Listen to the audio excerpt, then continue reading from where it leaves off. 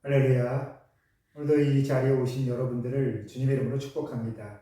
이번 한 주도 하나님의 손을 붙잡고 잘 살아오셨습니다. 이제 주말에 가족들과 함께 화목함을 누리시고 또 이번 주일 하나님과 화평을 누리시는, 정말 평안을 누리시는 여러분들 되기를 다시 한번 소망합니다. 우리 함께 사도신경으로 신앙을 고백하겠습니다. 나는 전능하신 아버지 하나님 천지의 창조주를 믿습니다. 나는 그의 유일하신 아들 우리 주 예수 그리스도를 믿습니다. 그는 성령으로 잉태되어 동정녀 마리아에게서 나시고 본디오 빌라도에게 고난을 받아 십자가에 못 박혀 죽으시고 장사된 지 사흘 만에 죽은 자 가운데서 다시 살아나셨으며 하늘에 오르시어 전능하신 아버지 하나님 우편에 앉아 계시다가 거기로부터 살아있는 자와 죽은 자를 심판하러 오십니다. 나는 성령을 믿으며 거룩한 공교회와 성도의 교제와 죄를 용서받는 것과 몸의 부활과 영생을 믿습니다. 아멘. 오늘 우리에게 주신 하나님의 말씀은 요한복음 16장 25절부터 33절까지의 말씀입니다. 우리 한마음으로 말씀을 읽겠습니다. 이것을 비유로 너희에게 일렀거니와 때가 이르면 다시는 비유로 너희에게 이르지 않고 아버지에 대한 것을 밝히 이르리라. 그날에 너희가 내 이름으로 구할 것이요 내가 너희를 위하여 아버지께 구하겠다 하는 말이 아니니 이는 너희가 나를 사랑하고 또 내가 하나님께로부터 온 줄 믿었으므로 아버지께서 친히 너희를 사랑하시니라. 내가 아버지에게서 나와 세상에 왔고 다시 세상을 떠나 아버지께로 가노라 하시니 제자들이 말하되 지금은 밝히 말씀하시고 아무 비유로도 하지 아니하시니 우리가 지금에야 주께서 모든 것을 아시고 또 사람의 물음을 기다리시지 않는 줄을 아나이다. 이로써 하나님께로부터 나오심을 우리가 믿사옵나이다. 예수께서 대답하시되 이제는 너희가 믿느냐? 보라, 너희가 다 각각 제 곳으로 흩어지고 나를 혼자 둘 때가 오나니 벌써 왔도다. 그러나 내가 혼자 있는 것이 아니라 아버지께서 나와 함께 계시느니라. 이것을 너희에게 이루는 것은 너희로 내 안에서 평안을 누리게 하려 함이라. 세상에서는 너희가 환난을 당하나 담대하라. 내가 세상을 이기었노라. 아멘. 할렐루야. 오늘도 이 말씀이 저와 여러분의 삶을 다시 한번 이렇게 세우기를 소망합니다. 예수님께서는 하나님과 우리와의 그 관계를 증거하시는 증인이십니다. 하나님께서 우리와 함께 하시고 또 우리가 하나님의 자녀가 되었다라는 것, 그것을 증거하시는 그 증인이 바로 예수님이시다라는 겁니다. 예수님으로 인하여 우리는 하나님의 자녀라는 확신을 얻을 수 있고 또 하나님께서도 예수님으로 인하여 우리가 하나님의 자녀라고 그렇게 인정해 주십니다. 예수님께서는 그래서 우리에게 중보자가 되시죠. 중보자. 연결고리라고 말하면 조금 쉬운 표현이 아닐까 싶습니다. 그러나 예수님께서 하나님의 뜻을 우리에게 전달하시면서 우리가 하나님의 생각을, 하나님의 마음을 다 이해할 수 없기에 오해할 수 있는 부분을 예수님께서는 이미 아시고 우리가 이해할 수 있는 정도로 그렇게 말씀을 전해 주셨습니다. 그것을 성경의 복음서에 보시면 비유로 제자들에게 또 사람들에게 말씀하신 것을 볼 수 있지요. 알아듣기 쉽게 말입니다. 그렇지만 그 비유는 한계가 있습니다. 비유란 것이 본래 듣는 사람의 경험과 그 연륜을 기반으로 하고 있기 때문에 우리는 비유를 들으며 또 여러 그 가르침을 받을 때에 나의 경험, 우리의 삶의 경험, 우리의 지식의 틀 안에서 그만큼만 이해하고 또 해석할 수 있는 것이죠. 근데 예수님께서는 그러한 제자들의 답답함 또한 우리의 그 답답함을 이미 아시고 오늘 말씀해 주십니다. 너희가 지금 비유로 인하여 하나님의 뜻을 온전히 이해하지 못하고 또 답답한 가운데 있지만 그 날이 오면 바로 너희가 하나님의 말씀을 뜻을 이해할 수 있을 것이다. 그때를 기다려라 라고 말씀하십니다. 그리고 그때가 되면 더 이상 비유로도 말씀하지 아니하시고 온전히 하나님의 말씀이 그 뜻이 너희에게 전해지리라 라고, 그래서 누구나 그 뜻을 이해할 수 있으리라 말씀하시죠. 그러면 그 날이 언제인가? 바로 두 가지로 그 날을 설명할 수 있습니다. 첫 번째는 바로 세상이 하나님께 심판받는 날입니다. 심판이다 라고 하면 굉장히 무섭고 또 정말 멸망의 때, 종말의 때를 생각하게 되는데, 바로 하나님께서 이 세상을 심판하신다라는 것은 바로 십자가를 통하여 이 땅의 악함이 드러나는 그 때를 의미합니다. 그리고 우리의 입장에서는, 이 시대의 우리에게서는 이미 그 날은 2000년 전에 이루어진 것이죠. 세상의 악함이, 우리의 악함이, 또 인간의 그 약함이 드러난 그때. 그래서 예수님께서 십자가에 달려 돌아가실 수밖에 없는 그날. 그래서 그날 하나님께서 이 땅에 친히 임하셔서 세상에 그 모습을 드러나게 하신 것. 직접 이제 하나님께서 이 세상을 직접 주관하시게 다시 한번 그렇게 들어서 이끄시는 바로 그것. 그때가 바로 그날입니다. 그리고 또 모든 것이 밝히 드러난다라는 것, 바로 주의 영이 임하는 그때지요. 이때는 한순간을 말하는 것이 아닙니다. 바로 오순절 성령 강림 사건이 있는, 성령 하나님께서 이 땅에 임하시는 그날을 의미하고 있습니다. 죄에 대해서 어제 우리가 보았지만, 죄에 대해서, 의에 대해서, 심판에 대해서, 이 세상에 대해서 모든 판단을 할 수 있게 되는 것은 바로 성령 하나님께서 이 땅에 오셨을 때입니다. 하나님께서 세상을 창조하시고 예수님께서 이 땅이 하나님과 관련이 있음을, 하나님께서 이 땅을 친히 주관하고 계심을 실제로 현실에서 증거하셨다면, 이제 그 증거 되신 예수님을 바라보며 이 땅을 살아가는 우리가 성령 하나님의 도우심을 통해 하나님을 이 땅에 하나님의 일하심을, 함께 하심을 알 수 있게 되는 것이죠. 성령의 도우심이 아니면 우리는 이 땅에 하나님의 살아계심을 인정할 수도 없고 알 수도 없습니다. 조금 바꿔 말하면, 이 땅의 모든 이가 성경을 읽고 좋은 책으로 성경을 읽고 또 교회를 다녀보아도 성령 하나님께서 그 안에 들어가셔서 그 마음을 감동시키지 않는다면 성경을 아무리 읽고 교회를 다녀도 예수님을 나의 주님, 하나님으로 인정할 수 없는 것입니다. 그것이 바로 성령의 도우심이죠. 그래서 우리는 다른 이에게 믿음을 전하고 전도할 때도 다른 것을 위해서 기도하는 것이 아니다. 다만 하나, 성령 하나님께서 그 마음에 들어가 주시기를, 그리고 그 사람이 마음이 열리기를, 그래서 그 마음이 성령 하나님의 감동하심으로 움직이기를 기도하는 것이지요.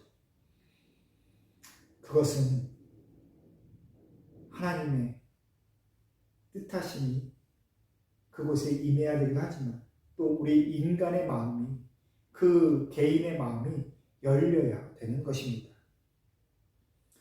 오늘 말씀 보시면 그렇게 성령 하나님께서 그 날에 임하고 나서 이제는 비유가 아닌 직접 하나님께서 말씀하시고 우리에게 뜻을 전하신다라고 약속하십니다. 이 말을 조금 이 시대에 우리가 다시 해석해 본다면,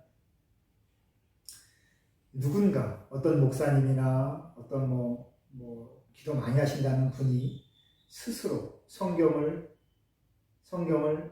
하나님의 편에서 직접 계시받았다라고 말하는 것은 다 거짓임을 우리가 알 수 있습니다.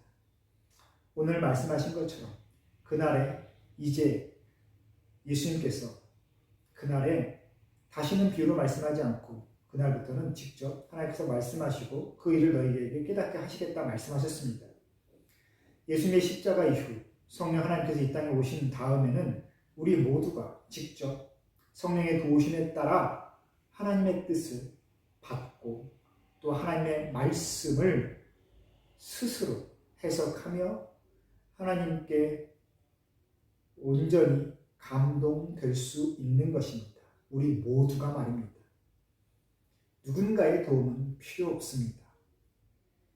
누군가의 도움이 아닌 우리 모두가 하나님과 만날 수 있게 하시려고 예수님께서 십자가에 달리셨고 또 부활하셔서 우리에게 새 생명의 증거가 되신 것입니다.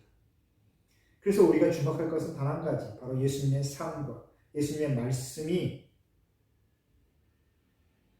우리 삶에 새겨져서 하나님과 내가 자녀로, 아버지와 자녀로 그렇게 관계 맺어지기를 우리는 그렇게 바라고 구해야 되는 것이죠. 누군가의 도움이 필요하다라는 것은 다 거짓입니다. 그래서 혹시나 어떤 목사님이나 어떤 기도원이나 누군가가 직통 계시 받았다, 내가 말씀을 받았는데 이건 이런 뜻인데 나만 알고 있다 하고 이런 식으로 말한다면 다 이단인 줄, 거짓인 줄 아십시오. 이 시대의 말씀은 누구에게나 다 공평하게 주어졌고 그 말씀은 하나님께서 나에게, 내 자신에게 직접 말씀하고 계십니다.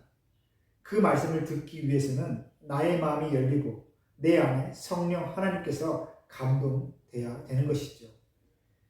성령 하나님께서 내 마음을 만지셔서 내가 감동하게끔, 그래서 하나님의 말씀이 이해되게끔, 그리고 내가 살아가는 내 삶의 자리에서 하나님께서 함께 하심을 내가 깨달을 수 있게 되게끔 그렇게 이끌어 주시기를 우리는 기도하면 되는 것입니다. 그래서 제자들도 지금 동일하게 그 은혜를 고백하고 있습니다. 밝히 말씀하시고 아무 비유로도 하지 아니하시니 우리가 이제 주님의 모든 것을 보고 또 주님께서 하나님께로부터 오심을 우리가 깨달을 수 있습니다라고 고백하고 있습니다. 성령의 감동하신 가운데 내가 확신이 생기면 말씀이 믿어지고 또 이 말씀이 나에게 어떠한 뜻을 전하는지를 이해할 수 있습니다. 물론 우리의 경험이 짧기에 적기에 그래서 우리는 교회로 모일 수밖에 없는 것이죠. 내가 가진 삶의 경험이 이만큼이라면 내 옆에 있는 믿음의 이웃, 다른 성도가 가진 삶의 경험이 나와는 다른 경험이 있지 않겠습니까? 그러한 다양한 삶의 경험 가운데 하나님을 만난 그 은혜의 스토리가 함께 나누어지며 하나님의 온전한 뜻이 우리 모두에게 그렇게 보여지는 겁니다. 어떻게 하나님을 내 경험과 내 그 지식으로만 그렇게 해석하고 하나님을 그렇게 틀에 맞출 수 있겠습니까? 여러 사람의 여러 각도에서 바라보고 경험하는 그 놀라운 믿음의 경험들이 함께 모여 우리의 교회는 은혜의 이야기로 풍성해지는 것입니다. 결국 예수님께서 하나님께서 우리와 함께 하심의 증거가 되신다라는 것. 그래서 예수님이 아니고서는 우리가 예수님의 이름이 아니고서는 예수님과 함께하지 아니하고서는 하나님을 만날 수 없다라는 것. 그것만을 우리가 다시 한번 확신 있게 붙잡으면 되겠습니다. 오늘 마지막 말씀도 그렇습니다. 예수님께서 하나님과 함께 계심으로 우리가 예수님의 삶을 닮아가며 예수님의 삶의 모습이 내 삶의 모습이 되기를 그렇게 간절히 원하며 살아갈 때에 우리는 바로 주 안에서 평안을 누리는 그 신비한 체험을 하게 되는 것입니다. 비록 세상 가운데서는 우리가 다르다라고 교회에 다니기 때문에 믿음이 있기 때문에 세상의 다른 사람과 다르다라고 해서 어려움을 당하고 또 여러 미묘한 관계 가운데 상황 가운데 놓일 수 있겠지만 결국 이 땅에 이 세상에, 우리 인생에, 우리의 영원한 삶 가운데 가장 평안한 그 종착지가 되는 곳은 하나님의 품이라는 것을 우리가 알고 끝까지 모든 것을 견디며 또 섬기며 또 즐거이 여기며 주 안에서 평안을 누리면 되겠습니다. 말을 길게 하다 보니 조금 문장이 이상해졌지만 말씀드리고자 하는 것은 단 한마디입니다. 믿음의 증거 되신 예수 그리스도, 우리 예수님을 붙잡고 예수님의 삶과 말씀이 내 삶에 새겨지기를 그렇게 간절히 원하며 오늘도 하나님의 품 안에 가까이 나아가는 저와 여러분 되기를 다시 한번 소망합니다. 사랑하는 성도 여러분, 오늘도 하나님의 은혜를, 우리 예수님의 그 은혜를 풍성히 누리시기를, 그리고 모든 곳에서 성령 하나님의 그 도우심을 경험하시기를 다시 한번 축복합니다. 우리 함께 기도하겠습니다. 우리의 생명의 주인 되신 하나님 아버지, 오늘도 하나님의 품에 안아주시고 우리의 삶의 발걸음 온전히 주님께 인도함 받을 수 있도록 이끌어 주시니 감사합니다. 오늘 우리가 머무는 모든 곳에서 우리가 바라보는 모든 영혼들이 하나님의 사랑을 입은 영혼임을 우리가 깨닫고 그곳에서 하는 모든 일들을 감사함으로 할 수 있도록 주님 인도하여 주옵소서.